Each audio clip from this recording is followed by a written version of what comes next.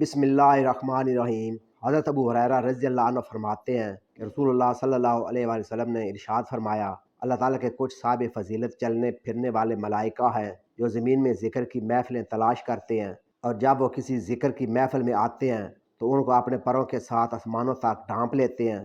جب وہ لوٹ کر اللہ تعالیٰ کی بارگاہ میں جاتے ہیں تو اللہ تعالیٰ ان سے پوچھتا ہے، تم کہاں سے آئے ہو؟ حالانکہ اس بات کو وہ خود بہتر جانتا ہے۔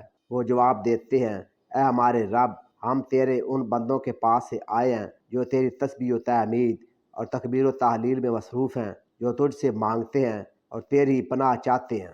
اللہ تعالیٰ فرماتا ہے، وہ مجھ سے کیا مانگتے ہیں؟ حالانکہ اس بات کو وہ خود بہتر جانتا ہے۔ فرشتے جواب دیتے ہیں، اے ہمارے رب، وہ تجھ سے جنت مانگ رہے ہیں۔ اللہ تعالیٰ فرماتا ہے، کیا انہوں نے جنت کو دیکھا ہے؟ فرشتے جواب دیتے ہیں، نہیں اے ہمارے رب۔ اللہ تعالیٰ فرماتا ہے، اگر انہوں نے اس کو دیکھ لیا ہوتا تو ان کا شوق کیسا ہوتا؟ اللہ تعالیٰ فرماتا ہے، یہ میری کس چیز سے پناہ مانگ رہے ہیں؟ حالانکہ وہ یہ بھی بہتر جانتا ہے۔ وہ جواب دیتے ہیں، آگ سے۔ اللہ تعالیٰ فرماتا ہے، کیا انہوں نے اس کو دیکھا ہے؟ فرشتے جواب دیتے ہیں، نہیں۔